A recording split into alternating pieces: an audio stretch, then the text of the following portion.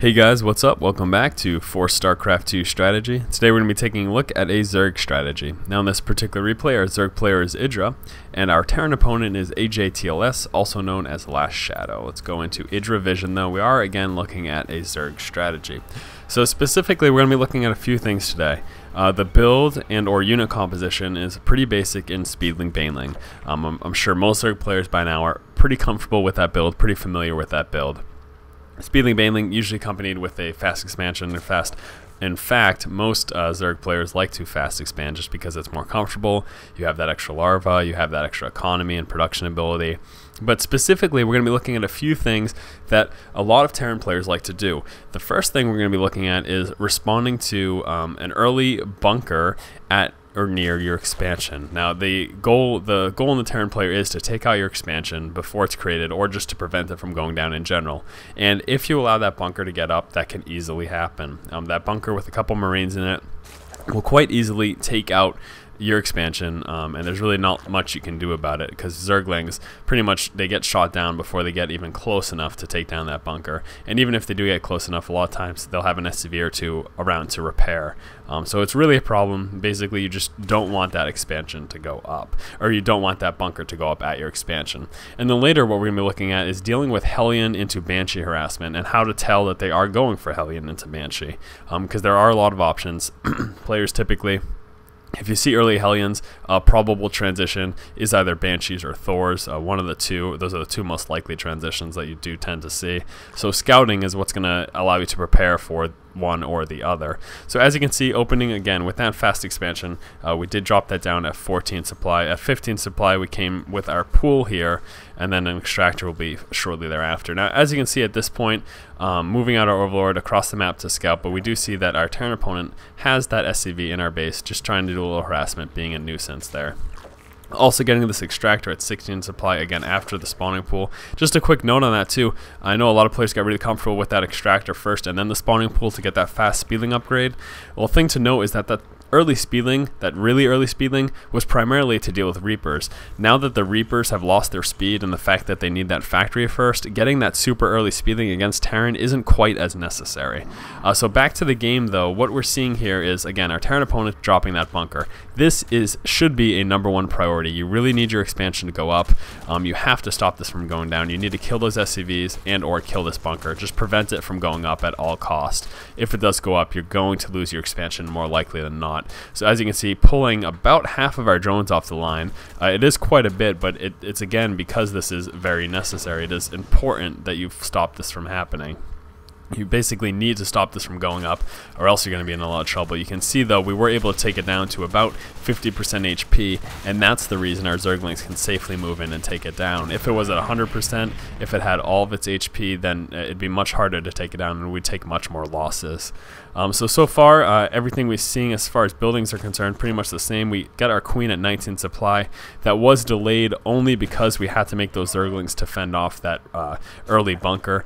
Had that bunker not been placed there, we would have dropped our Queen around 16 supply, much sooner than 19 supply, rather.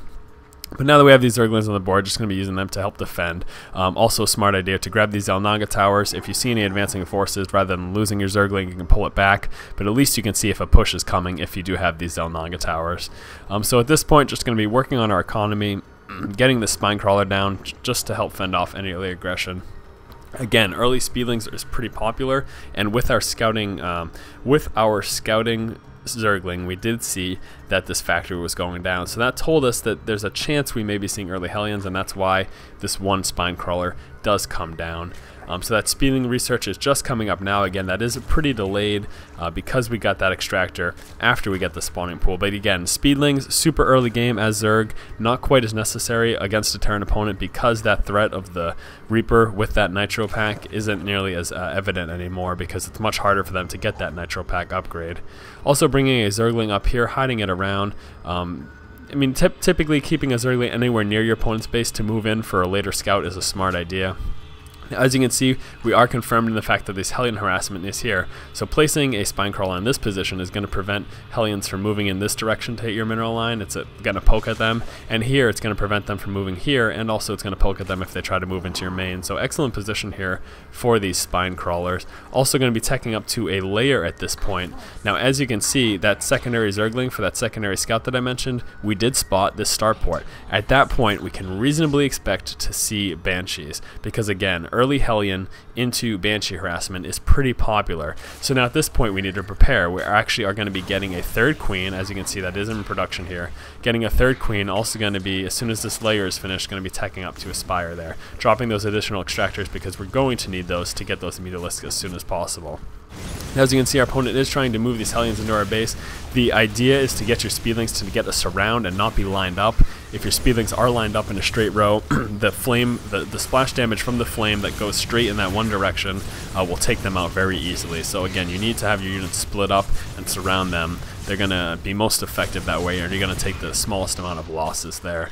So as you can see, the Spire is coming down. We did drop that at 42 supply. And going back to the exact supply, because I did miss that, we got caught up in things. That first queen again came at 19, second queen came at 26, Metabolic Boost was dropped at 27 supply, and then that Lair got upgraded at 34 supply. And again, with the secondary scout, I mean, you can use an Overlord, you can sack an Overlord, or you can try to run a Zergling up and see if you can catch it near the front of their base. But if you catch a starport, or a starport, if you catch a starport with a secondary scout, whatever it may be, you need to be prepared for Banshees. And in doing so, we're going to, again, be getting another queen, because queens do very well against Banshees. We're also going to need to get an Overseer to deal with the cloak, and teching up to the Spire so that we can get our Metabolic. And now once the Metabolic are on the board, clearly we're in a commanding position against someone who's been going Hellions into Banshees, because neither of those units can deal with air units. Now, were he going Hellions into Thors, our response would be a little different. Now, we could, of course, still play with mutas, but you have to be much more careful, and you have to try to avoid the Thor fire as much as possible, or use that magic boxing ability, which works very well against Thors as well. So now we're in a pretty good position here. Now the Speedlings are of course not doing so hot against these Hellions. Again, you really can't be lined up when you move into them. You have to surround them. But with these Banshees out on the board, we should do fairly well if he does move in with any Banshees. Also going to be getting that level 1 upgrade. Now the reason we're getting that as opposed to Carapace upgrade is because he doesn't have much that can hit air right now. So we much rather have that damage increase. Now if he had Thors or Marines and we were playing with these Metabolic, then you would be in a better position if you get that level 1 Carapace upgrade. So that they could take more hits, basically. So again, as you can see, we have these mutas on the board. He has absolutely nothing to deal with it. Definitely in a commanding position here. At this point, it's just going to be a matter of pushing out against your opponent. They may have a few missile turrets up, maybe a couple Vikings. Again, if they've been teching into the starport and Banshee tech, they're not going to have enough resources to have any Thors on the board. They may also have a few Marines, but as long as you have enough Metabolic, you should be able to deal with it pretty much no problem. So moving into the opponent's space here, if you see any SCVs building any missile turrets, you do of course want to take those out. Killing off any Marines that we do see around here, and I mean, at this point it's pretty much a good game. Your opponent just does not have enough to handle what you're throwing at them. That one missile turret isn't going to be quite enough to handle this amount of Metabolic. Back at the base here, we're just going to be creating some additional units, working on our macro. Again, we have that level 1 upgrade coming, another queen coming, just in case we do see some more Banshee harassment, also to help with spreading creep and stuff like that. And our opponent just doesn't have enough in order to deal with these Metabolic. So as you can see, AJTLS or Shadow does go ahead and call good game, and that's pretty much it at that point. So yeah, once again, I'm going to go over this build order real quick. We started off with that 14 Hatchery. Right over here. Start off with that 14 Hatchery, followed up with a 15 Pool, then a 16 Extractor. Again, getting that super early gas for the Speedlings, not quite as necessary now because those Reapers are no longer quite as much of a threat as they used to be. We got our first Queen at 19 supply, and that was delayed because we needed those early Zerglings to fend off that early bunker. Again, taking out that bunker is going to be a #1 priority. Do all you can to get rid of that. Then at 26 supply is when we got our second Queen back here at our main. 27 supply, started researching that Metabolic Boost. Although it's not necessary super early, you do still want that speed upgrade for your Zerglings because it is very effective. It makes those Zerglings much more efficient units. 34 supplies when we started building that lair. Now moving in with a secondary scout, you can use Zerglings. If your Zergling doesn't get all the way in, I suggest sacrificing an Overlord, because you do want to see what he's going to be transitioning from Hellions into. Again, Hellions into Banshees and then Hellions into Thors are two likely transitions, so having an idea of what you're facing is going to allow you to properly prepare. When we saw that starport, we knew that we could be expecting some Banshees at that point, so dropping this lair, also getting an additional queen to help fend off those Banshees, is a good idea as well. So yeah guys, once again, this has been for StarCraft 2 strategy. If you guys like our videos and you like what we're doing here, then please do go ahead and subscribe to our channel. Keep watching and keep owning, guys. He's moving forward at this point. Spine Crawler is going to be picking off. Use the transfuse ability if you have the energy for your Spine Crawlers, if you have the energy on your queen.